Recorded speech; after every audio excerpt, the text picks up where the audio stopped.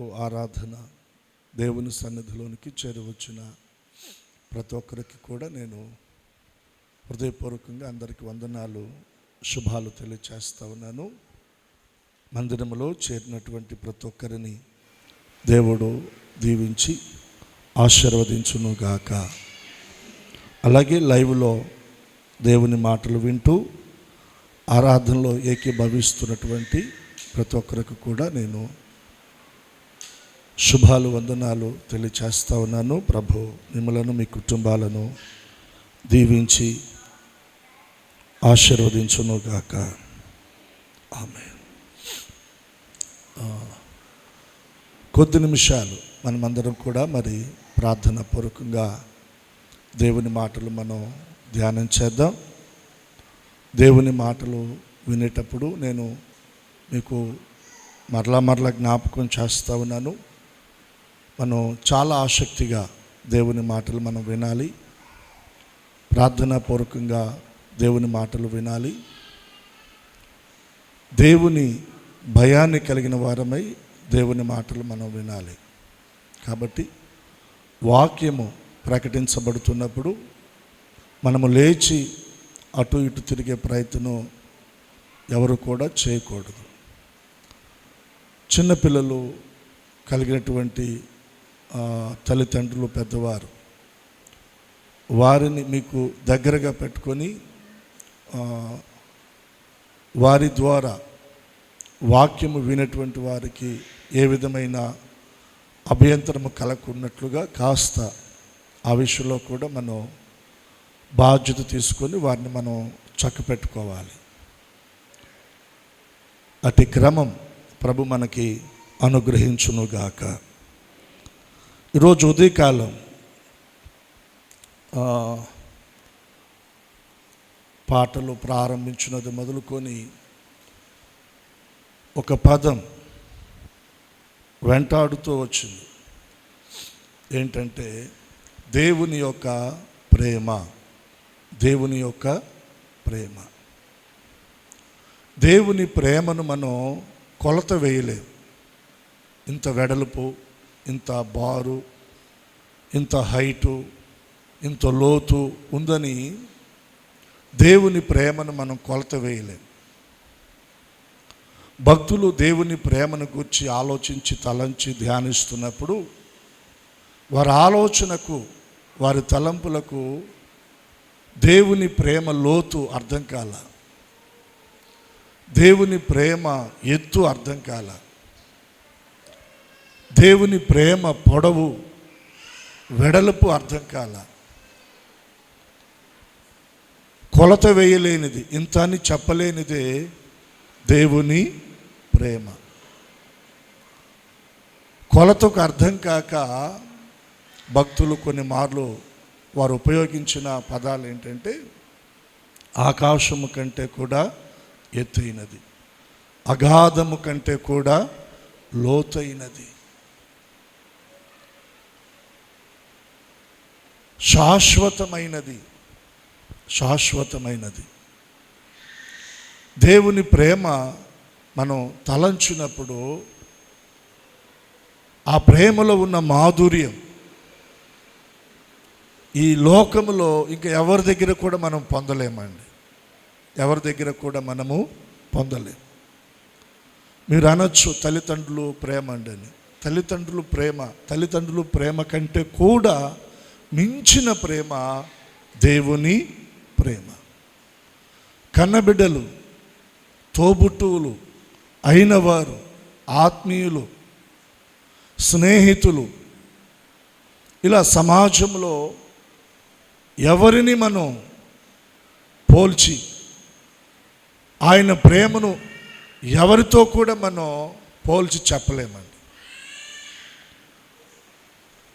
ఆయన మనలను ప్రేమించినంతగా ఈ లోకంలో ఎవరు కూడా మనలను ప్రేమించలేదు. ఆయన ప్రేమ శాశ్వతమైనది, ఆయన ప్రేమ నిర్మలమైనది, కల్ముషము లేనిది, మన వైపు నుండి ప్రతిఫలాన్ని ఆపేక్షించినది. మనం ఇంకనూ బలహీనులమై ఉండగా, మనం ఇంకనూ ఆయనకు దూరమై ఉండగా, మనం ఇంకను పాపులమై ఉండగా ఆయన మనలను ప్రేమించాడు. మన కొరకు ఆయన సిలువకు అప్పగించబడ్డాడు. మన కొరకు ఆయన గాయపరచబడ్డాడు. మన కొరకు ఆయన తన రక్తమును ఆఖరి బొట్టు వరకు ఆయన మన కొరకు చిందించాడు.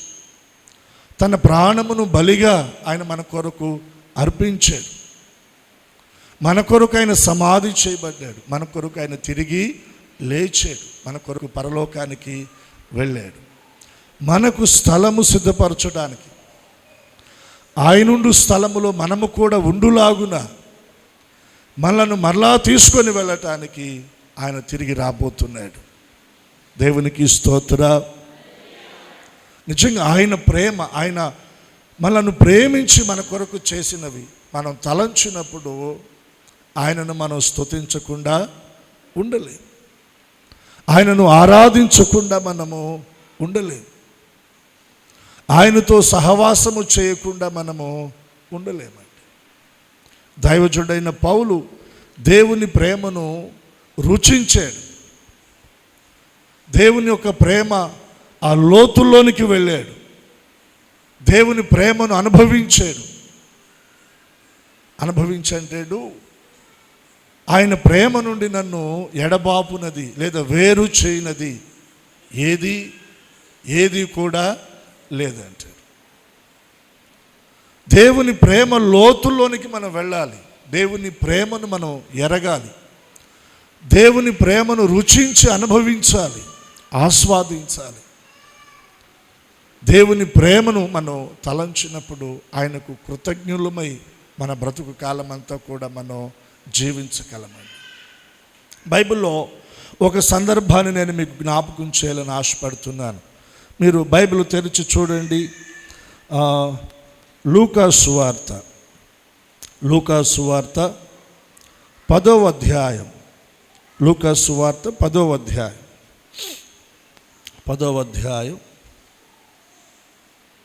34వ వచనం. 10వ అధ్యాయం 34వ వచనం. అతనిని చూచి అతని మీద జాలిపడి దగ్గరకు పోయి నూనెయు ద్రాక్షారసమును పోసి అతని గాయములు కట్టి తన వాహనం మీద ఎక్కించి ఒక పూట కోళ్ళవాని ఇంటికి తీసుకొని పోయి అతన్ని పరామర్శించెను. ఈ వచన భాగంలో ఉన్నటువంటి మాటలను పరిశుద్ధాత్మ దేవుడు మనందరి వినికిడిలో దీవించును గాక. దగ్గరగా 2 చేతుల దేవునికి మనం స్తోత్రం చెల్లిద్దాం. ప్రభువైన యేసుక్రీస్తు వారు శరీరధారిగా ఉన్నప్పుడు ప్రభు చెప్పినటువంటి ఒక వృత్తాంతం. ఈ వృత్తాంతంలో నుండి మనం కొన్ని మాటలు మనం చదువుకున్నాం. కొంచెం వివరంగా మనం తెలుసుకోవడానికి 30వ వచనం దగ్గర మనం ప్రారంభించి ఈ మాటలను మనం గమనించగలిగితే ఇవి ప్రభువారు చెప్పిన మాటలు. అందుకు యేసు ఇట్లా, నేను ఒక మనుషుడు యెరూషలేము నుండి యెరికో పట్టణమునకు దిగి వెళ్ళుచు దొంగల చేతిలో చిక్కెను. వారు అతన్ని పట్టుకొని దోచుకొని అతన్ని కొట్టి కొర ప్రాణముతో విడిచిపోయిరి. గమనించాలి, ఒక మనుషుడు కనబడతా ఉన్నాడు, 2 పట్టణాలు కనబడతా ఉన్నాయి. ఈ మనుషుని పేరు ఇక్కడ ప్రస్తావించబడలేదండి. బైబిల్లో కొందరి పేర్లను దేవుడు మరుగు చేశాడు. సంగతి మరుగు చేయుట రాజుకు అది ఘనత అంట. సామెతల గ్రంథంలో రాయబడింది. కొన్ని విషయాలు రాజులు కూడా మరుగు చేస్తారు, అన్నీ బయలుపరచరు. అలాగే దేవుడు కూడా కొన్ని విషయాలను మరుగు చేశాడు. దేవుడు మరుగు చేసిన వాటిని మనం తెలుసుకోవాలనుకోవటం అది మన అవివేకం. దేవుడు బయలుపరిచిన దాన్ని ఒకవేళ మనం మరుగు చేయాలనుకున్నా కూడా అది కూడా అవివేకమే. దేవుడు బయలుపరిస్తే అది మరుగై ఉండదు, దేవుడు మరుగు చేస్తే అది బయలుపరచబడదు. అది దేవుని ద్వారానే జరగాలి. కొందరి పేర్లను దేవుడు మరుగు చేశాడు. బైబిల్లో మనం గమనిస్తే లోతు భార్య పేరు వ్రాయబడిందా? వ్రాయబడలేదండి. లోతు భార్య పేరు వ్రాయబడలేదు. అలాగే క్రొత్త నిబంధనలో కూడా కొందరి పేర్లు దేవుడు మరుగు చేశాడు. మరుగై ఉండుట కూడా ఒక విధంగా అది మనకు ఆశీర్వాదమే. దేవునికి స్తోత్రం చెల్లిద్దా. 2 పట్టణాలు కనబడతా ఉన్నాయి. ఒకటి యెరూషలేము, ఇంకొకటేమో యెరికో. ఈ మనుషుడు యెరూషలేము నుండి యెరికో పట్టణానికి ఎక్కి వెళ్ళుచున్నాడా, దిగి వెళ్ళుచున్నాడా? చెప్పాలి కొంచెం సమాధానం. అందరు గొంతులు వినబడాలి. ఎక్కి వెళుతున్నాడా, దిగి వెళుతున్నాడా? యెరూషలేము నుండి యెరికో పట్టణానికి దిగి వెళ్ళుచు. యెరూషలేమును గూర్చి మనం పరిశుద్ధ గ్రంథమైన బైబిల్లో మనం ఆలోచన చేస్తే, యెరూషలేము పట్టణము, యెరూషలేము అనగా సమాధానము. ఏంటి చెప్పండి? సమాధానము. యెరూషలేము అనగా సమాధానం.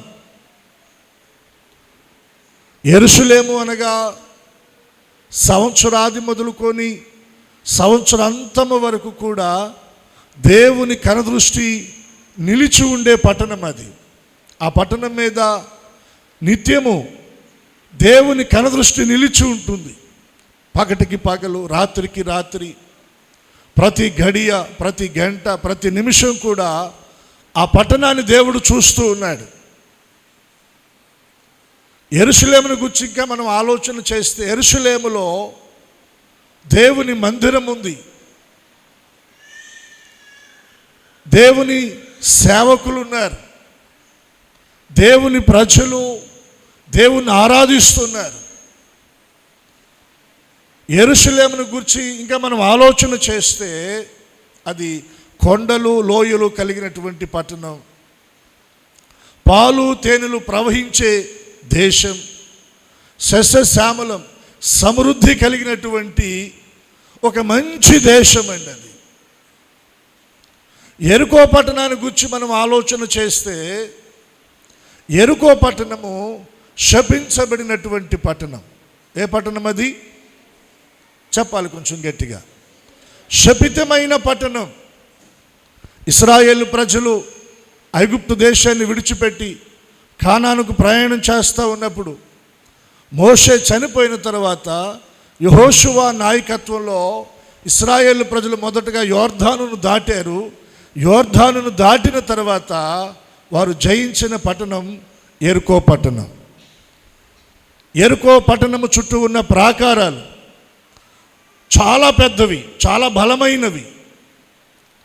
ఆ ప్రాకారాల చుట్టూ ఇశ్రాయేలు ప్రజలు దినమునకు ఒక మారు బోరలు ఊదుతూ దేవుని స్తుతిస్తూ తిరిగారంట.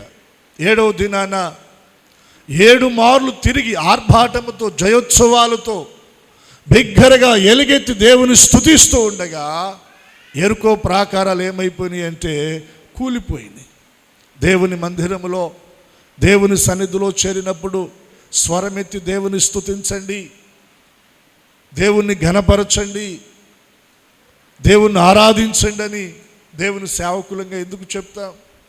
మనం స్తుతిస్తూ ఉండగా, స్వరమెత్తి ప్రభువును ఆరాధిస్తుండగా, మనకు అడ్డుగా ఉన్న మన శత్రువు కోటలు, అపవాది దుర్గాలు యేసయ్య తన నామములో కూల్చివేస్తాడు. మనకు విరోధంగా ఉన్న వ్యతిరేకతలు, ఆటంకాలు, అడ్డులన్నీ తొలగించబడతాయి. మార్గం సరళం చేయబడుతుంది. మనం తలపెడుతున్న కార్యాలు దీవెనకరంగా జరిగించబడతాయి. వాటికి మూలం ఏంటంటే, మొదటిగా మనం దేవుని స్తుతించాలి. దేవుణ్ణి మనము స్తుతించాలి. యెరికో ప్రాకారాలు చుట్టూ తిరుగుతూ ఆర్భాటముతో బోరలు ఊదుతూ ఇశ్రాయేలు ప్రజలు దేవుని స్తుతించగా, ఒక్క సుత్తి వాడల, ఒక గడ్డ పొలుగు వాడల, ఒక ఆయుధాన్ని వాడల ఆ ప్రాకారాలను వారు కూల్చడానికి. వాటంతట అవి అలా పెళమని అవన్నీ కూడా కూలిపోయినాయి. ఆ పట్టణాన్ని ఇశ్రాయేలు ప్రజలు స్వాధీనం చేసుకునేటప్పుడు దేవుడు ఇశ్రాయేలు ప్రజలకు చెప్పిన మాట ఏంటో తెలుసా? యెరికో పట్టణము శపించబడినది, శపితమైనది. ఆ పట్టణంలో ఉన్న దేనిని కూడా మీరు ముట్టకూడదు, దానిని మీరు తీసుకోకూడదు. ఎందుకంటే అది శపితమైనది. నేను దాన్ని శపించానని దేవుడు చెప్పాడు. ఆ పట్టణాన్ని మీరేం చేయాలి? ఆ పట్టణంలో ఉన్న వాటిని మీరేం చేయాలంటే అగ్నితోటి వాటిని మీరు కాల్చివేయాలి. అది శపించబడింది యెరికో పట్టణం. దాన్ని జయించిన తర్వాత యెహోషువ ఏం చెప్పాడు తెలుసా? దీన్ని గుమ్మాలు ఎవరైతే నిలబెడతారో, నిలబెట్టిన వాని కుమారులు చనిపోతారు. దీన్ని ప్రాకారాలు కట్టడానికి ఎవరైతే మరలా పూనుకుంటారో, పునాది వేస్తారో, వారి కుమారులు చనిపోతారని ఆ పట్టణాన్ని గూర్చి యెహోషువ ఒక శాపవచనాన్ని పలికాడండి. యెరికో అనగా శపించబడిన పట్టణం, అది శపితమైనది. యెరూషలేము అనగా దీవెనకరమైనది, సమాధానకరమైనది, దేవుని సన్నిధి నిలిచి ఉండేది. యెరికో అనగా దేవుని సన్నిధి లేనటువంటి ప్రదేశం, దేవుని సన్నిధి లేనటువంటి ప్రదేశం. ఇంకా మనం చెప్పాలంటే యెరూషలేము అనగా కొండల మీద ఉన్న పట్టణం, యెరికో అనగా లోయలో ఉన్న పట్టణం, లోయలో ఉన్నటువంటి పట్టణం. సహజంగా మనం ఆ రోజుకి ఎదగాలనుకుంటామా, దిగజారిపోవాలనుకుంటామా? ఆర్థికంగా కూడా మనం ఏమనుకుంటాం? ఒక్కొక్క మెట్టు ఎక్కాలండి. పిల్లలు కూడా చదువుల్లో ఒక్కొక్క మెట్టు ఎక్కాలండి. ఉద్యోగాల్లో ప్రమోషన్లు, వ్యాపారాల్లో అభివృద్ధి, మనం చేస్తున్న పనుల్లో ఎదుగుదలను మనం కోరుకుంటాం. ఎక్కి వెళ్ళటం అది ఆశీర్వాదానికి సూచన, దిగి వెళ్ళటం అన్నది అది శాపానికి సూచన. ఒక మనుషుడు యెరూషలేము నుండి ఎక్కడికి వెళుతున్నాడు? యెరికోకి వెళుతున్నాడు, దిగి వెళుతున్నాడు. సమాధాన స్థితి నుండి దిగి వెళ్ళిపోతున్నాడు.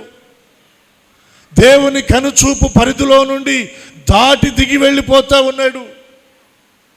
దేవుని మందిర అనుభవము, దేవుని సన్నిధి నిలిచి ఉండే అనుభవము, దేవుని సన్నిధిలో దేవుని ఆరాధించే అనుభవము, దేవుని సేవకులతో కలిసి ప్రభువును సేవించే అనుభవము, దేవుని ప్రజలతో సహవాసము చేసే అనుభవము, వీటన్నిటిలో నుండి ఈ వ్యక్తి ఏమైపోతున్నాడంటే దిగి వెళ్ళిపోతున్నాడు. ఆశీర్వదించబడినటువంటి ఆ ప్రదేశము నుండి శపించబడినటువంటి పాపముతో నిండినటువంటి పాప సంబంధమైన కార్యాలు జరుగుతున్న ఆ శపితమైన స్థలమునకు ఈ మనుషుడు ఏమవుతున్నాడంటే దిగి వెళ్ళిపోతున్నాడు. కొందరు చేస్తున్న పనులను చూస్తూ ఉన్నప్పుడు సమాజంలో కొంతమంది అంటారు, వీడేంట్రా ఇంత దిగజారిపోయాడు, ఆ మనిషి ఏంటి ఇంత దిగజారిపోయింది. దిగి వెళ్ళటం, దిగి జారిపోవటం అదొక దయానీయమైనటువంటి అనుభవం కదా, అదొక దుర్భర స్థితి కదా. ఈ వ్యక్తిని దేవుడు ప్రేమించి ఒక ఉన్నతమైన స్థలములో ప్రదేశములో దేవుని సన్నిధిలో దేవుని ప్రజలతో దేవుని సేవకులతోటి చక్కటి అనుబంధాన్ని ఇచ్చి యెరూషలేములో ఈ మనిషిని దేవుడు పెడితే ఆ పట్టణాన్ని విడిచిపెట్టి కాదని యెరికోకి దిగి వెళుతున్నాడంటండి. యెరికోకి దిగి వెళ్ళిపోతున్నాడు. ఈ రోజున ఒక ప్రశ్న పరిశుద్ధాత్మ దేవుడు మన ముందు ఉంచుతున్నాడు. ఆ మనుషుడు ఎవరు? ఆ మనుషుడు స్థానములో ఒకవేళ మనం ఉన్నామా? మన ఆత్మీయ స్థితిలో దేవుడు మనకిచ్చిన ఒక ఉన్నతమైన ఆ స్థానాన్ని, ఆ స్థితిని ఒకవేళ మనం కోల్పోయి ఆ మనుషుడులాగా యెరూషలేము నుండి యెరికో పట్టణానికి దిగి వెళుతున్నట్లుగా ఆత్మీయ స్థితిలో ఒకవేళ మనం ఏదన్నా దిగి వెళుతున్నామా? ఒక ప్రశ్న. ఆత్మీయ స్థితిలో మనం ఆ రోజుకి ఎదగాలి. ఒక్కొక్క మెట్టు ఎక్కుతూ మనం వెళ్ళాలి. కానీ మనం దిగి వెళ్ళకూడదు, దిగజారకూడదు. ప్రార్థనలో కానివ్వండి, దేవుని వాక్యాన్ని చదివే విషయంలో కానివ్వండి, మందిరానికి వెళ్ళే విషయంలో, మందిరంలో పరిచర్య చేసే విషయంలో, మందిరంలో ప్రభువుని ఆరాధించే విషయంలో, దేవునికి అర్పణ అర్పించే విషయంలో, కృతజ్ఞత చెల్లించే విషయంలో ఎదుగుతున్నామా? ఒకవేళ మనం దిగి వెళుతున్నామా? ఎదుగుతున్నామా? దిగి వెళుతున్నామా? ఒక ప్రశ్న. ఎక్కి వెళ్ళినటువంటి వారు ఉన్నతమైన స్థలాలకు చేర్చబడతారు. దిగి వెళుతున్నటువంటి వారు అగాధంలోనికి వెళ్ళిపోతారండి. ఈరోజు మనం దిగి వెళ్ళే వారంగా ఉండకూడదు, ఎక్కి వెళ్ళే వారంగా ఉండాలి. రెండు చేతులే దేవునికి మనం స్తోత్రం చెల్లిద్దామా?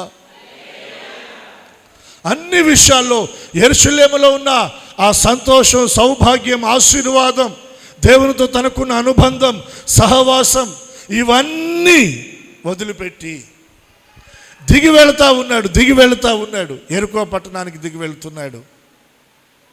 ఎప్పుడైతే యెరూషలేము పొలిమేరలు దాటి అడుగు బయటకు వచ్చిందో, ఎప్పుడైతే యెరికో బోర్డర్లో ఎంటర్ అయ్యాడో,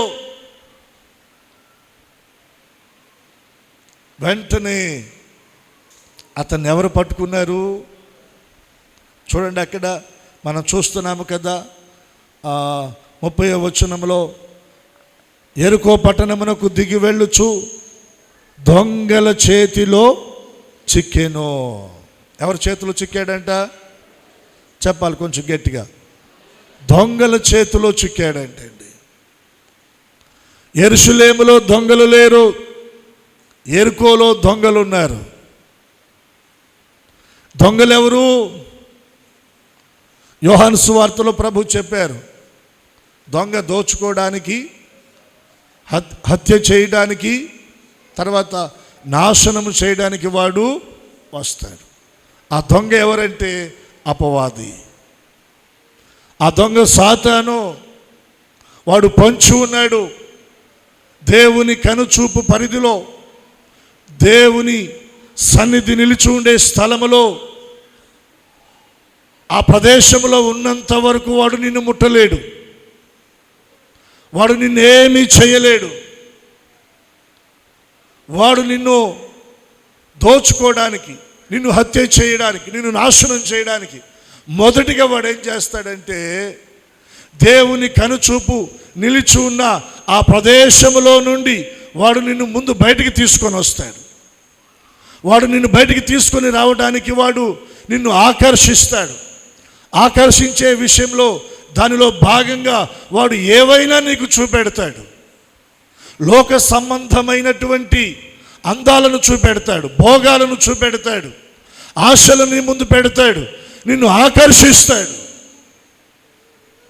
నీకు నాకే కాదండి, వాడు యేసు ప్రభుకే చూపెట్టాడంట. కొండపైకి తీసుకుని వెళ్ళి ఈ లోక రాజ్యాల మహిమంతా కూడా చూపెట్టి ఏమన్నాడు? ఒక్క మారు నువ్వు నా పాదాలకి నమస్కారం చేస్తే ఇదంతా కూడా నేను నీకు ఇచ్చేస్తానన్నాడు. సరే అన్నాడు యేసయ్య. ఏమన్నాడు? వాణ్ణి గద్దించాడు. దేవుని వాక్యం ఏం చెప్తుంది? నీ దేవుడైన యెహోవాను మాత్రమే మ్రొక్కి ఆయనను మాత్రమే నీవు సేవించాలి.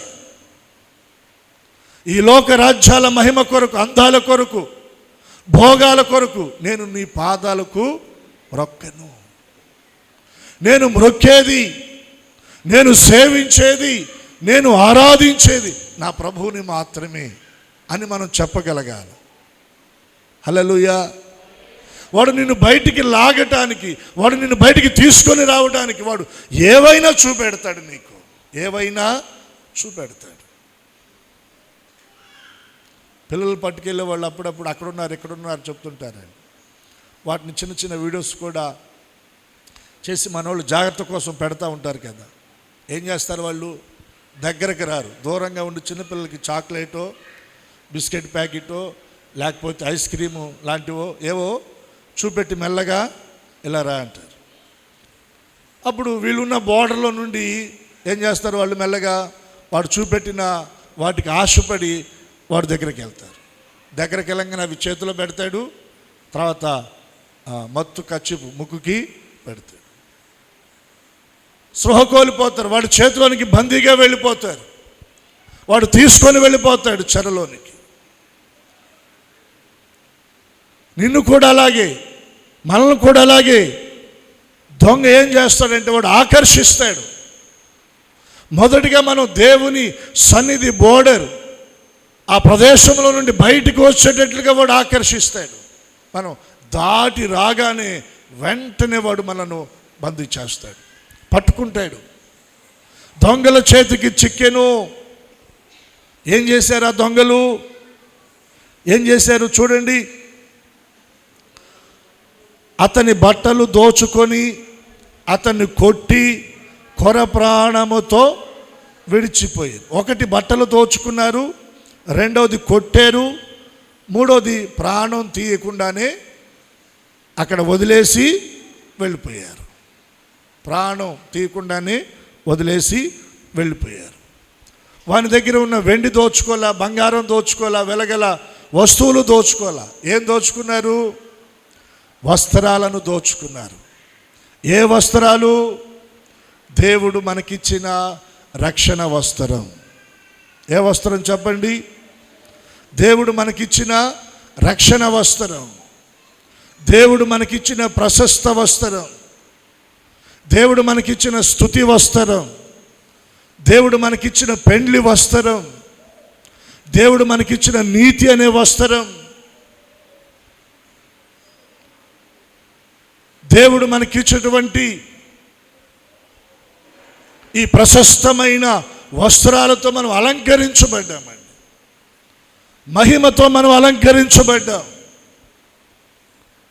వాడు మొదటిగా ఏం చేస్తాడంటే దేవుని ద్వారా మనము పొందుకున్న ఈ ప్రశస్తమైన వస్త్రాలను వాడు దోచుకొని మనల్ని దిగంబరులుగా చేస్తాడు. దిగంబరులుగా వాడు చేస్తాడు. మనం వస్త్రాన్ని కోల్పోతాం.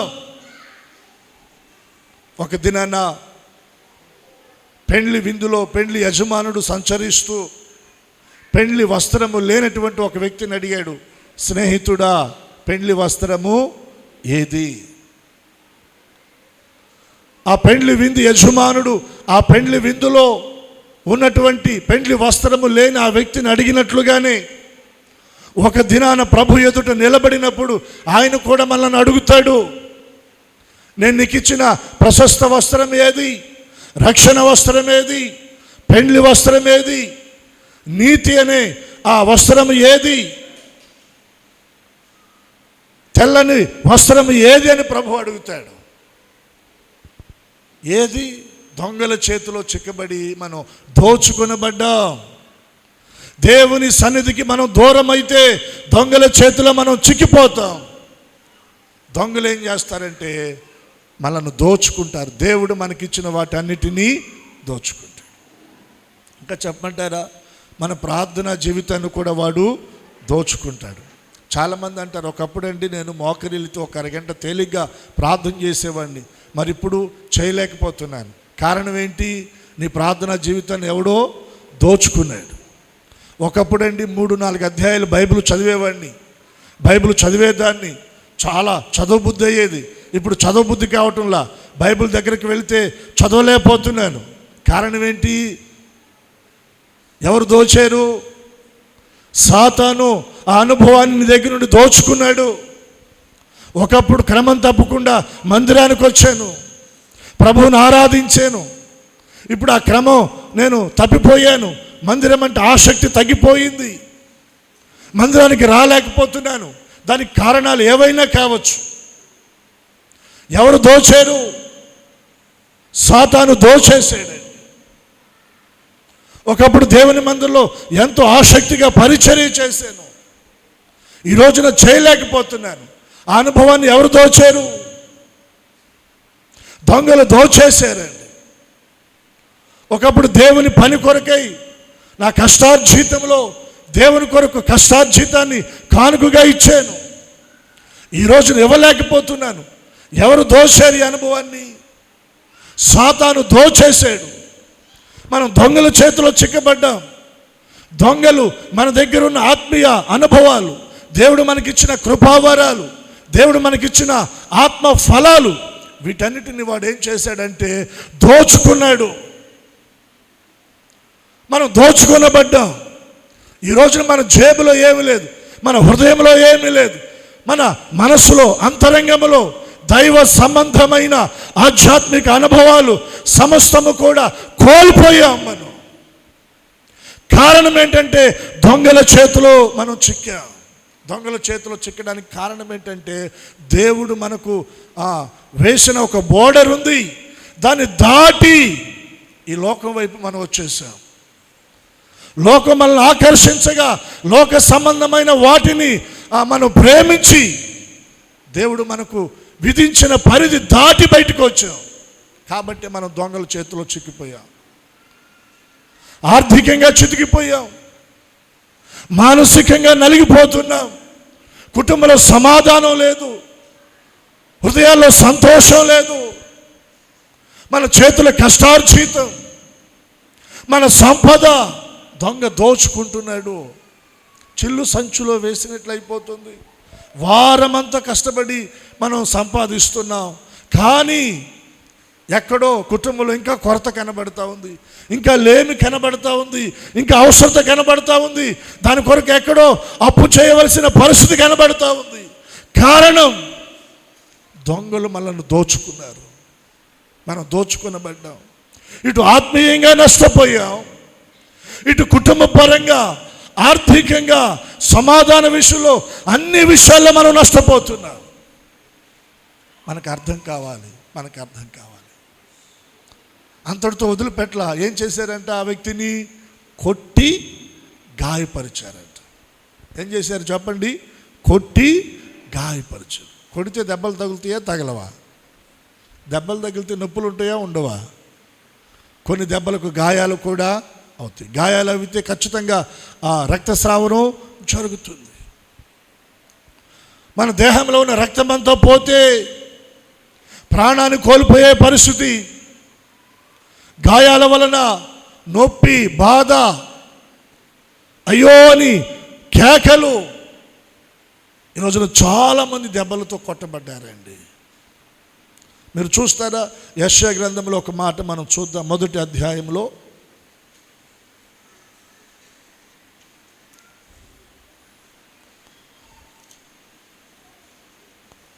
1వ అధ్యాయం 6వ వచనం చూడండి. 5వ వచనం. నిత్యము తిరుగుబాటు చేయొచ్చు, మీరెలా ఇంకనూ కొట్టబడుదురు. ప్రతివాడు నడినెత్తిన వ్యాధి కలిగి ఉన్నాడు, ప్రతివాని గుండె బలహీనమాయను, అరకాలు మొదలుకొని తల వరకు స్వస్థత కొంచెమైనను, ఎక్కడ చూచినను గాయాలు. ఎక్కడ చూసినా గాయాలు, ఎక్కడ చూసినా దెబ్బలు, ఎక్కడ చూసినా పచ్చి పుండ్లు. కారణం ఏంటి? నువ్వు దొంగల చేతిలో చిక్కావు. దేవుని సన్నిధికి దేవునికి దూరమై, ప్రార్థనకు దూరమై నువ్వు దొంగల చేతిలో చిక్కి కొట్టబడ్డావు. దెబ్బలు దెబ్బలు దెబ్బలు, ఎక్కడ చూసినా దెబ్బలు, గాయాలు, పచ్చి పుండ్లు అంట. వాటికి ఆయిల్మెంట్ రాసిన వాడు లేడు, వాటికి మందు రాసిన వాడు లేడు. ఈరోజున చాలా కుటుంబాల్లో ఇటువంటి దెబ్బలు, ఇటువంటి గాయాలు, ఇటువంటి పచ్చి పుండ్లు. కుటుంబాల్లో పిల్లలు చేస్తున్న కొన్ని పనులను బట్టి తల్లిదండ్రుల హృదయాలకైన గాయాలు. భర్త విషయంలో భార్య మనసుకు అవుతున్న గాయం, భార్యను బట్టి భర్తకు అవుతున్న గాయం, తల్లిదండ్రులను బట్టి పిల్లలు నలిగిపోతున్న పరిస్థితులు, కుటుంబాల్లో పచ్చి పుండ్లు కనబడతా ఉన్నాయండి, దెబ్బలు కనబడతా ఉన్నాయి, గాయాలు కనబడతా ఉన్నాయి. వాటి ద్వారా వచ్చే ఆ నొప్పి, ఆ పెయిన్ ఎంతగా బాధను అనుభవిస్తున్నారో ఈ రోజున. కారణమేంటి? నీ దెబ్బలకు కారణమేంటి? నీ గాయాలకు కారణమేంటి? పచ్చి పుండ్లకు కారణమేంటి? నువ్వు దేవుని దాటి వచ్చావు, దేవుని సన్నిధిని దాటి వచ్చావు. దొంగల చేతిలో నీవు చిక్కబడ్డావు, కొట్టబడ్డావు, గాయాలు పాలయ్యావు, నీ దేహం అంతా పచ్చి పుండ్లుగా మారిపోయింది. మూడోది ఏం చేశాడు దొంగ? కొడితే కొట్టాడులే, కొంచెం తర్వాత మంచిగా ట్రీట్మెంట్ చేశాడు, వైద్యం చేశాడు, లేకపోతే ఇదిగో భోజనం పెట్టాడు, లేకపోతే ఇదిగో హాస్పిటల్లో చేర్చిపోయాడులే. అవకాశం ఉంది అక్కడ? వదిలిపెట్టి వెళ్ళిపోయాడంట. ఇప్పుడు ఒంటరి వాడైపోయాడు, కొర ప్రాణంతో మూలుగుతున్నాడు. ఆదరించేవాడు, పరామర్శించేవాడు, ఓదార్చేవాడు, నేనున్నానని ధైర్యం చెప్పేవాడు, చేయి పట్టుకున్నవాడు, వెన్నుతట్టేవాడు ఒక్కడు లేడు అక్కడ. ఒక్కడు లేడండి. ఈ ఒంటరితనం వలన తన జీవితంలో కలిగిన నిరాశ, ఆ నిస్పృహ, ఆ వేదన తనని ఎంతో కుమిలిపోయేటట్లు చేస్తూ ఉంది, కుమిలిపోయేటట్లు చేస్తూ ఉంది. ఒంటరితనం చాలా బాధ అండి, ఒంటరితనం చాలా బాధ.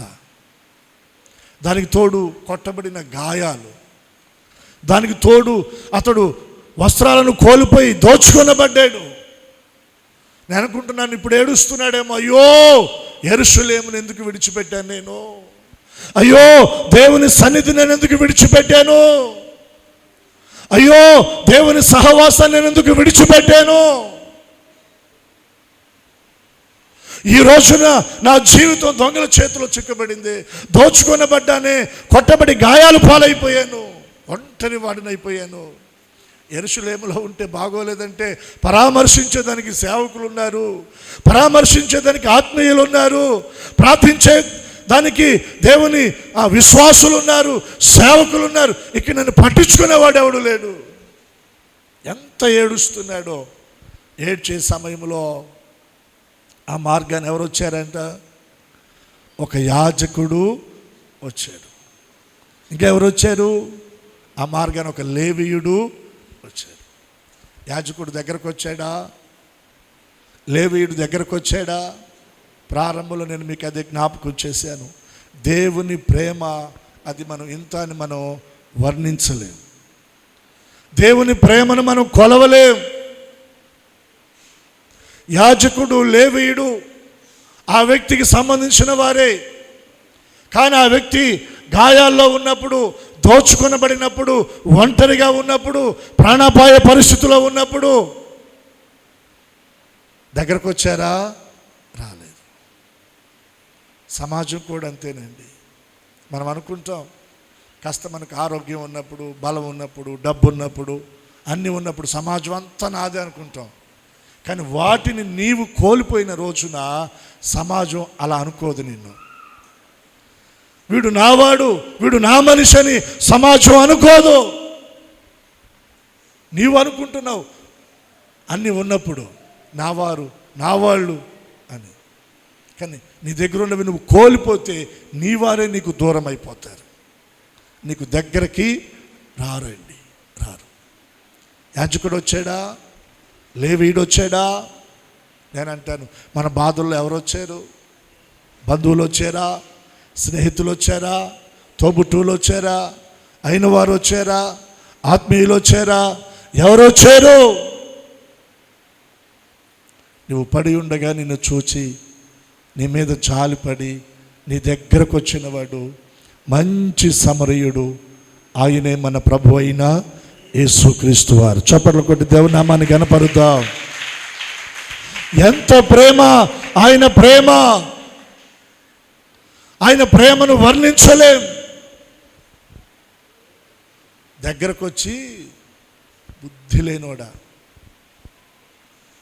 అసలు నీకు బుద్ధి ఉందా? నువ్వు ఏం మనిషివిరా అని అన్నాడా? నేను నిన్ను యెరూషలేములో పెడితే అక్కడి నుంచి ఇక్కడికి నిన్ను ఎవడు రమ్మన్నాడు అని ఇంకొకటి వేసాడా? పిల్లలు మన మాట వినకుండా బయటికి వెళ్ళి ఆడుకునేటప్పుడు ఎక్కడన్నా పడి కాలుకో చేతికో దెబ్బ తగిలి కొంచెం రక్తం గారుతా ఏడుస్తా ఇంటికి వస్తే ఏమంటుంది మమ్మీ? ఏరా వీళ్ళని అడగాల, బాబు నువ్వు కార్తీక్ ఆ వయసులో ఉన్న వాళ్ళని అడగాల. ఏమంటారు ఇంట్లో తల్లిదండ్రులు?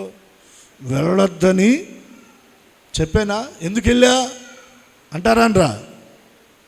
నీకు ఇట్టాగా జరగాలని మాడు మీదో ఈపు మీదో ఇంకొకటి ఆడు అసలే పడో దెబ్బ తగిలో ఆ దెబ్బతో ఏడుస్తావు. ఆడింటికి వస్తే వెళ్ళొద్దన్నాను, ఎందుకు వెళ్ళావు, ఎందుకు ఆడావు వాళ్ళతో, నీకు ఇట్టాగే జరగాలని ఇంకోటి వేస్తావు. ఇది తల్లి ప్రేమ, తండ్రి ప్రేమ. కానీ యేసయ్య అలా అన్నాడా? చూడండి, అక్కడ మనం చదువుకున్న వచనంలో అందరూ పక్కగా వెళ్ళిపోయారు. 34 వచనం నాతో కలిసి చెప్పండి అందరూ. అతనిని చూచి అతని మీద జాలిపడి దగ్గరకు పోయి నూనెయు ద్రాక్షారసమును పోసి అతని గాయములను కట్టి తన వాహనం మీద ఎక్కించి ఒక పూటకూలవాని ఇంటికి తీసుకొని పోయి అతన్ని పరామర్శించెను. 2 చేతులు ఎత్తి బిగ్గరగా స్తోత్రం చెల్లిద్దా. ఆయన మనల్ని పరామర్శించాడంట, దగ్గరగా వచ్చాడంట, మన మీద జాలి పడ్డాడంట. ఆయన మన మీద జాలి పడినట్లుగా ఎవరు మన మీద జాలి పడ్డారు చెప్పండి? ఆయన మనల్ని చూచి మనకు దగ్గరగా వచ్చినట్లుగా ఎవరు మనకు దగ్గరగా వచ్చారు? ఆయన తన కౌగిల్లోనికి మనల్ని తీసుకున్నట్లుగా ఎవరు మనను కౌగిల్లోనికి తీసుకున్నారండి? మన గాయాలు కట్టినవాడు కదా, మన దెబ్బల మీద నూనెను ద్రాక్షారసాన్ని పోసినవాడు కదా,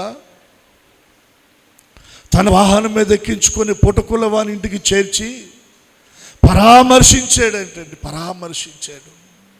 దేవుని ప్రేమ ఎంత గొప్ప ప్రేమ. యాజకుడి దగ్గర ఆ ప్రేమ లేదు, లేవీయుడి దగ్గర ఆ ప్రేమ లేదు. లోకంలో మనకి ఆ ప్రేమ ఎక్కడా దొరకదు. లోక సంబంధమైన ప్రేమ వ్యామోహంతో నిండుంది. లోకములో ఉన్న ప్రేమ ప్రతిఫలాన్ని కోరుకుంటా ఉంది. లోక సంబంధమైన ప్రేమ అది నీ అందం మీద ఆధారపడింది. లోక సంబంధమైన ప్రేమ నీవు కలిగి ఉన్న ధనం మీద ఆధారపడి ఉంది. లోక సంబంధమైన ప్రేమ నీవు కలిగి ఉన్న అధికారం మీద ఆధారపడింది. నీ దగ్గర అందం లేకపోతే, ధనం లేకపోతే, అధికారం లేకపోతే, నీ దగ్గర బలం లేకపోతే లోక సంబంధమైన ప్రేమ నిన్ను విడిచిపెడుతుంది. కానీ దేవుని ప్రేమ అలా కాదండి. నువ్వు అందహీనుడు అయినా, నువ్వు పేదవాడవై దరిద్ర స్థితిలో ఉన్నా, నీ దగ్గర ఏ అర్హత, ఆధిక్యత, అధికారము లేకపోయినా, నిన్ను అందరూ విడిచిపెట్టినా, నువ్వు ఒంటరి వాడివైనా, నా దేవుని ప్రేమ నిన్ను ప్రేమిస్తూనే ఉంది. నా దేవుని ప్రేమ నిన్ను వెంబడిస్తూనే ఉంది, నిన్ను వెంటాడుతూనే ఉంది. నీవు ఆయన్ను కాదన్నా, నిరాకరించినా, నిందించినా, దూషించినా, ఆయన ప్రేమను నీవు తూలనాడినా, నీవు నశించుట ఆయనకి ఇష్టం లేక ఆయన ప్రేమ నిన్ను వెంబడిస్తూ ఉంది. ఆయన ప్రేమ నిన్ను వెంటాడుతూ ఉంది. అయ్యో, ఈ నా కుమారుడు, ఈ నా కుమార్తె దొంగల చేతిలో చిక్కాడే, దోచుకొనబడ్డాడే, కొట్టబడ్డాడే, గాయపరచబడ్డాడే, గాయాల పాలై కొర ప్రాణంతో ఉన్నాడే. ఇతన్ని పరామర్శించేవారు ఎవరు లేరే. ఇతనికి నేను దగ్గరగా వెళ్ళి పరామర్శించాలని దేవుని ప్రేమ నీకు దగ్గరగా వస్తూ ఉంది. నువ్వు దొంగల చేతిలో చిక్కినప్పుడు లోకం నిన్ను ప్రేమించలేదు. నువ్వు దోచుకొనబడినప్పుడు లోకం నిన్ను ప్రేమించలేదు. నువ్వు కొట్టబడి గాయాల పాలైనప్పుడు లోకం నిన్ను ప్రేమించలేదు. కొర ప్రాణంతో ఒంటరిగా మూలుగుతున్నప్పుడు లోకం నిన్ను ప్రేమించలేదు. నా యేసయ్య ప్రేమ నిన్ను చూసి నీ దగ్గరకు వచ్చింది. 2 చేతులెత్తి స్తోత్రించలేదా? నేను మనవి చేస్తా ఉన్నాను, ఆ ప్రేమను నువ్వు నిరాకరించి తూలనాడి ఆ ప్రేమకు దూరం అయితే నువ్వు నష్టపోతావు. నువ్వు దేవుడు నీకు ఇచ్చిన అవకాశాన్ని నువ్వు కోల్పోతావు. ఈరోజు నువ్వు ఒకవేళ దేవునికి దూరమైన స్థితిలో, దొంగల చేతిలో చిక్కిన స్థితిలో, దోచుకొనబడిన స్థితిలో, కొట్టబడి గాయాల పాలైన స్థితిలో, ఒకవేళ ఒంటరిగా వేదనను అనుభవిస్తున్న స్థితిలో నీవు ఉన్నావేమో. ఈ ఆరాధనలో దేవుని ప్రేమ నీకు దగ్గరగా వచ్చింది. ఆ ప్రేమను ఆస్వాదించు, అనుభవించు. ఆ ప్రేమలో నిలిచి ఉండు. ఆ ప్రేమ ఆ ప్రవాహంలో నీ వేరు పారని దేవుడు ఉన్నతంగా నిన్ను దీవిస్తాడు. అట్టి కృప పరిశుద్ధాత్మ దేవుడు మనకు అనుగ్రహించునుగాక. ప్రార్థన చేసుకుందాం. మిగిలిన విషయాలు 2వ సెక్షన్లో మనం ధ్యానం చేద్దాం. దయచేసి ఎక్కడి వారు అక్కడ కళ్ళు మూసుకొని చేతులు ఆకాశము తట్టెత్తండి. ఈ పునరుద్ధానపు ఆదివారం మొదటి ఆరాధనలో దేవుని ప్రేమ నిజంగా దేవునికి మనము దూరమైన దేవుని ప్రేమ మనల్ని విడిచిపెట్టలేదు. దొంగల చేతిలో మనము చిక్కబడి, దోచుకొనబడి, కొట్టబడి, గాయపరచబడి, గాయాల పాలై ప్రాణాపాయ పరిస్థితుల్లో ఉన్నా కూడా దేవుని ప్రేమ మనల్ని విడిచిపెట్టలేదు. ఒక్కసారి ఆయన ప్రేమను తలంచుకుంటూ మనం ప్రార్థన చేసుకుందాం. ఎక్కడి వారు అక్కడ తలలో వంచి కళ్ళు మూసి మీ చేతులు ఆకాశము తట్టెత్తి ప్రార్థన చేసుకోండి. ఒక 2-3 నిమిషాలు ప్రార్థన చేసుకోండి. అయ్యా, మీ ప్రేమ ఎంత ఉన్నతమైనది తండ్రి, మీ ప్రేమ ఎంత ఉన్నతమైనదయ్యా.